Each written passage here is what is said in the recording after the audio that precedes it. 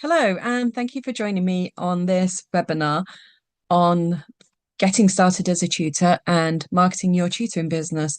I will try and keep it as short as possible. Hopefully, we won't run over half an hour or so. Before we get started properly, I'll introduce myself. 12 years ago, I started a tutoring business at the suggestion of a friend.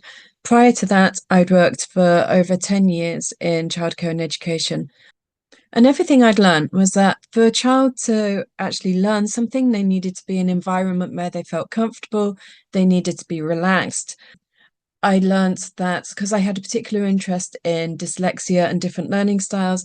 And one of the things I learned while studying this was that if I give you a worksheet to do, you'll create one memory. If I give you a second worksheet to do, you'll make that memory stronger. But your brain only has one place to go to find that piece of information. So if we use multiple different activities, we're then creating multiple different memories. And also if we use games and things like that, we're hopefully making it fun. So the idea was that if I could make the lessons enjoyable, if I could make them interactive, if I could use multiple different resources, I put myself into the position of a parent and kind of like said, if I was looking for a tutor for one of my own three children, what is it that I would actually be looking for? And a friend and I sat and brainstormed this, and we came up with two or three different, well, we came up with quite a few different points actually, and we put those together, and those were the foundations of Clara James Tutoring, and that was back in 2012. And since then, the business has grown. It's grown. There's now 8 of us working under the brand in our local town, and we are at a position where we are set to franchise. So, marketing your business. When I started, I was terrified about telling anyone about what I was doing in case they judged, which is ridiculous because you can never get a successful business going if no one knows about it. You could be the best tutor in the whole wide world, but if no one knows what you're doing, you are destined to failure, I'm afraid to say. So before we actually get into the marketing aspect of your business, what I want you to do is grab a pen and paper and think about who it is that you actually want to tutor. Okay, well, this is a marketing webinar. Why do I need to do that? I already know that. The reason for asking you to do this is when I started, I was very clear in my own mind who I wanted to tutor. I wanted to tutor primary school children, maths or English, and potentially those who had some form of different learning abilities, because that was my comfort zone. And then as the business grew, we started supporting children up to the end of GCSE. But who you want to tutor is going to be paramount in knowing how to focalize what it is that you do. Because if you're working or because if you're planning on tutoring, let's say, same as I was, primary school children in maths and English. So when you do your marketing, you don't want to be marketing to parents of GCSE students or parents who, like me, have children all in their 20s now, or people who don't have children at all. You want to focus your marketing to people who what you're doing is going to be relevant to. Okay. So that is why you need to know exactly who it is that you want to tutor so that you can talk to them as an individual. And something else we also need to remember when we're doing our marketing is people are very egocentric.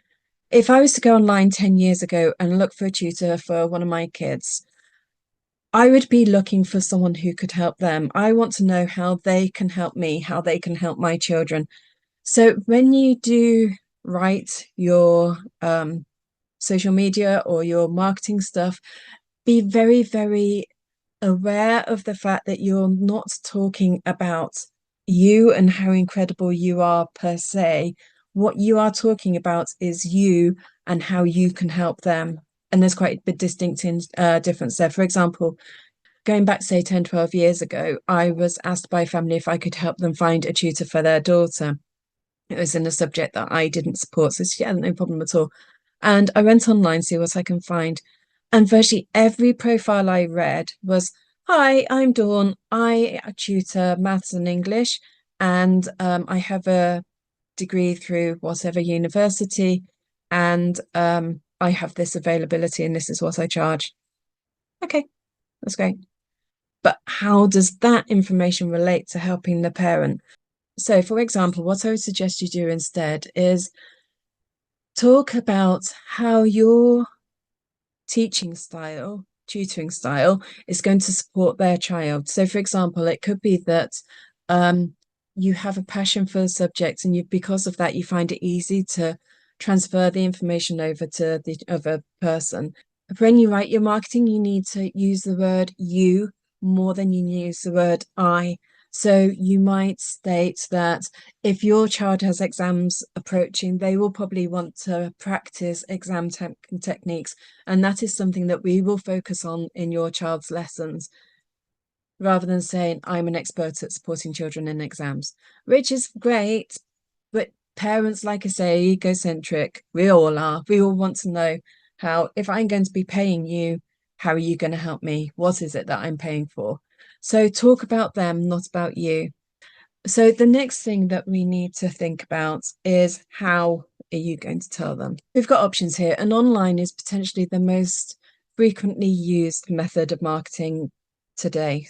We've got things like social media, we've got things like building a website, and we've got things like online supporters. And I'm going to go in reverse order here. I'm going to start with online supporters. And what I mean by that is, very, very often you'll have people go into Facebook groups or something and say, can anyone recommend a blah, blah, blah tutor for a year 9 child?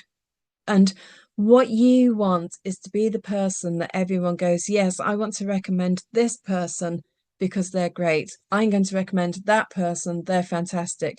We use this person and they were fantastic. Message that person. They are brilliant. That's what it is that you're going to be looking for. Is you need that crowd of cheerleaders who are going to go, oh, ask them, because you can say, hey, look at me, I'm amazing, I am fantastic. But it sounds far more genuine, far more reputable if that opinion has come from someone outside you, your mum, your like direct family. So online supporters are amazing.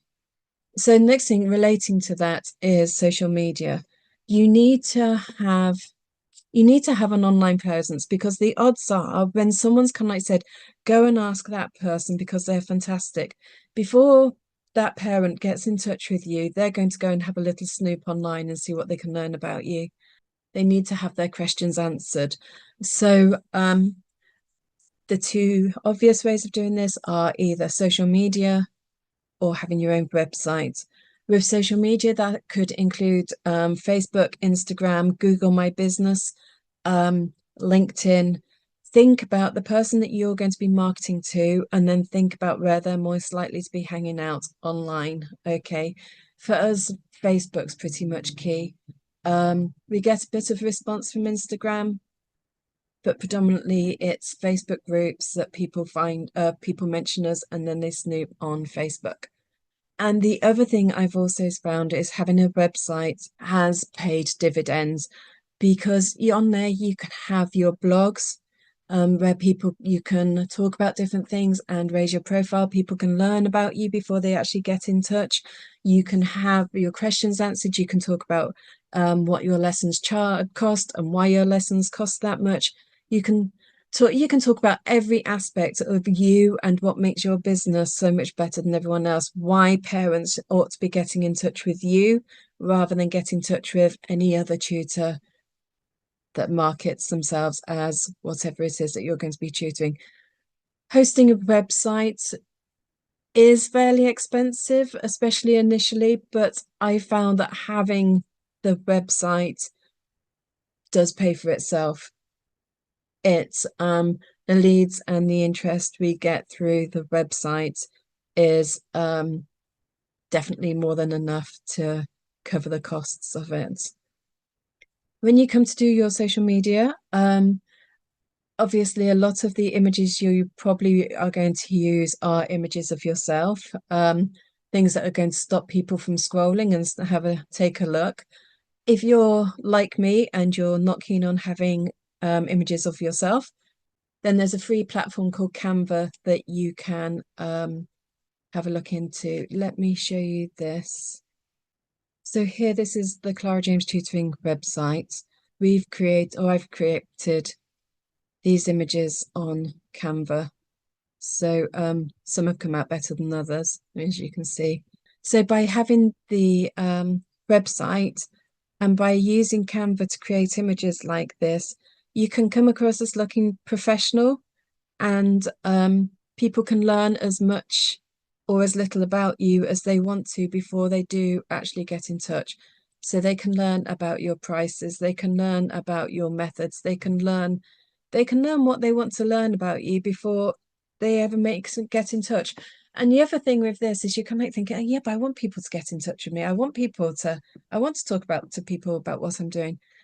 But the thing is, if we had everybody getting in touch, a lot of those people aren't actually going to be relevant to what you're doing.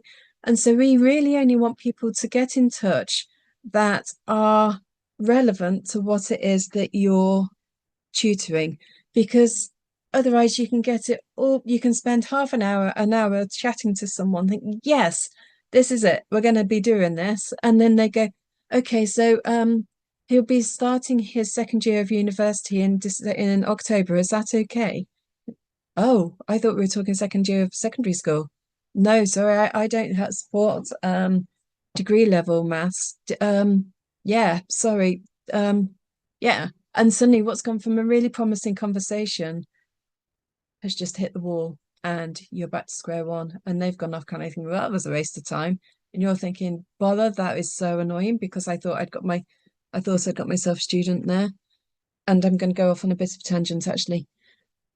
If you decide that you want to tutor maths, if you decide you want to tutor English, if you decide you want to tutor languages, whatever it is you decide to tutor, decide on the ability level, because there is a huge difference between tutoring a 5-year-old, a 15-year-old, a 20-year-old.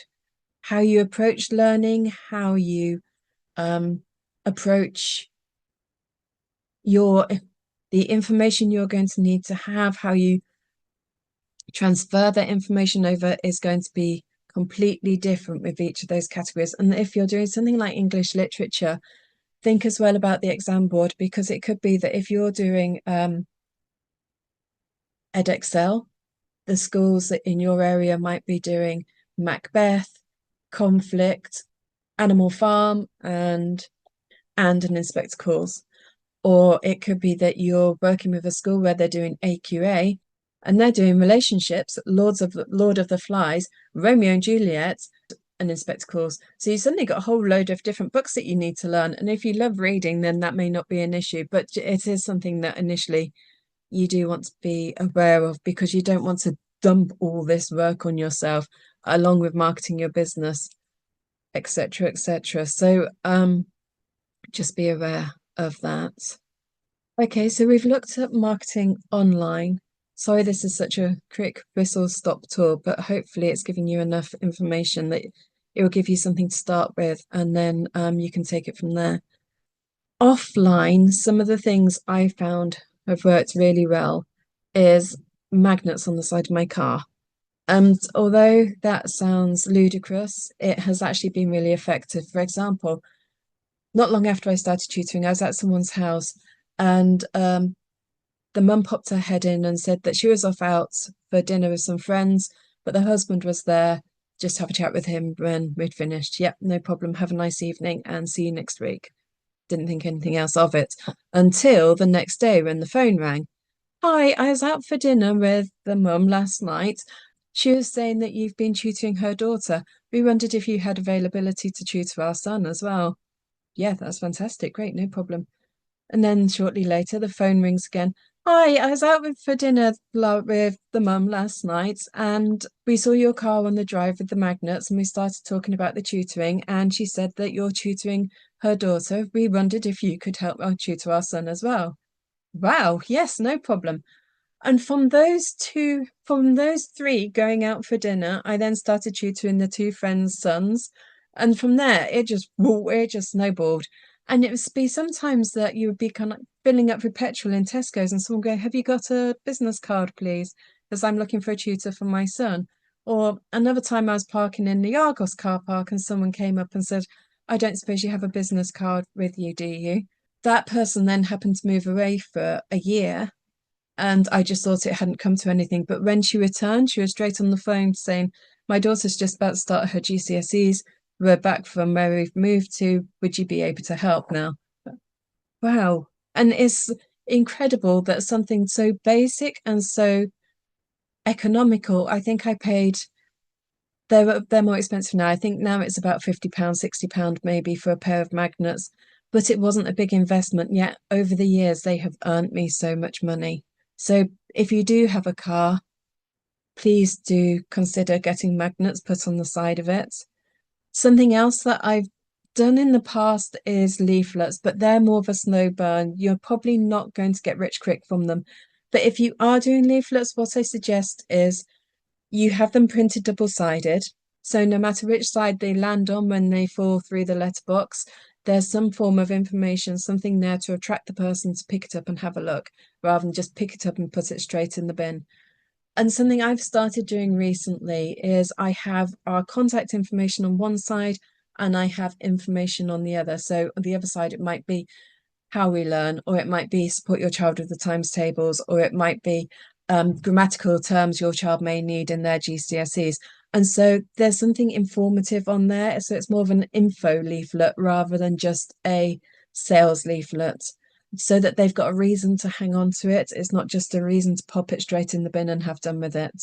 Okay, so that's just a thought. Something else we do is, and this is really once you've got started to get students coming in, but it's very easy to do and does help. Each time you go to a student for the first time is you give them a starter pack.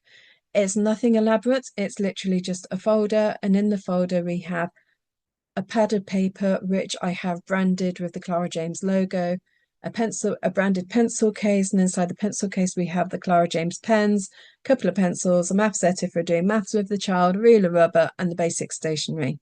Okay. When you go in, you give the pack to a child and you just kind of say, "This is pen and paper that you can use in the lessons if we need it for any working out or anything else like that." The odds are by week 2, the pen is lost, the pencil is in the school pencil case, a pad of paper is being used for the family shopping list, etc. You probably won't ever need it again. But there's a high chance that it might be seen by other people. And it's also going to be a lot more memorable than for the right reasons than when you get there and the parent says, "Right, is there anything you need?" And you go, "Yes, they're going to need a pen and paper, please." And now they've got to start looking for it. And they've wasted half the lesson trying to find a pen and piece of paper. If you go in fully prepared with this starter pack with all your branding on, the pencil case perhaps ends up in the school bag. It's got your branding on. Hey, this is fantastic. Other kids see it. Hey, is that your tutor? I have a lad that I tutor that I started tutoring. It must be 8 or 9 years ago. And at that stage, I was also putting all the starter pack inside a bag. It was a drawstring bag, and it had our branding on and it had images of the resources that we use. And he now uses that drawstring bag for his swimming lessons. So 8 years later, that bag is still being branded around. Fantastic. Okay, it cost me a few pounds to get it up and running, but again, they have more than paid for themselves. My last suggestion for you is when we first started tutoring, I did tutoring for charity. It was the summer holidays and my usual hours had dropped. So what I did was I decided that I would offer 10 hours of tutoring for free. All the parents would need to do was I had 3 chosen charities, and all the parents had to do was give a donation of their choosing to one of those specific charities. Because it was for charity, I got it into the local paper and I got it onto the local radio for free. Perfect. And so although I only filled probably 6 or 7 of those hours, my name was, or our company name was put onto the local radio. I then became the expert in tutoring because I'm now on the radio. So obviously this isn't just someone that's bluffing it. This has got to be someone that's reputable. And again, people started getting in touch because of the fact that we'd been on the radio. So it was great. It was a brilliant way to get our name out there, get us known by people in the local community. I hope that's been helpful. And something else before we go, one very last point, is that when parents get in touch, be helpful. Try not to be salesy, try and be as helpful as you can. So, what I mean by this is several years ago, I got in touch with another tutoring business, long story short, and I went with him to meet a family whose boy had just been suspended from the local school. He was on the autistic spectrum and wasn't coping in the mainstream school. So, he had been removed from the school until they could find a more suitable replacement. And I went along with this chap to talk to the family. And he worked for, at the time, a much, much bigger tutoring business than mine. And he clearly had no idea about tutoring. His job was to be there to get the parents to sign on the dotted line so that he had their business coming in. Any questions they had, he wasn't able to answer. Whereas, generally speaking, what I would suggest is if parents get in touch, say, for example, the parents say they're a reluctant reader, you might want to say something like, I must admit, a lot of the parents who get in touch have children who are reluctant readers. And this is a game that we play, and I call it the dotty board game, and blah, blah, blah. And I explain it to the parents. Or they might say, one of the things they're really struggling with is their times tables. And you go, okay, that's something that a lot of people have said. So a game that we often use is we have a game of noughts and crosses, and on each square of the grid, you write a number, and before you can claim your square, you have to multiply that number in the square by your chosen times table, and just give them a little bit of information. Give them something that they can actually take ownership of themselves and use at home. Give them something that makes it blatantly obvious that you are here to actually try and help, and you're not just in this to try and make money. Because being helpful, some people think it's detrimental to give away information because what happens if they steal it? What happens if they use it for themselves? There are so many people out there needing support that we could never help everybody ourselves. Maybe also it's a privilege that they have chosen to copy our ideas. So be helpful rather than salesy. And I hope that has been helpful. If you're interested in finding out more about the Clara James franchise, I will put a link in the page below. Maybe you do want to run with your own tutoring business, but you would like support along the way. Then again, do get in touch because one-to-one support in growing your own tutoring business is something that we are able to offer. I hope this has been informative and it's given you food for thought. Enjoy the rest of your day.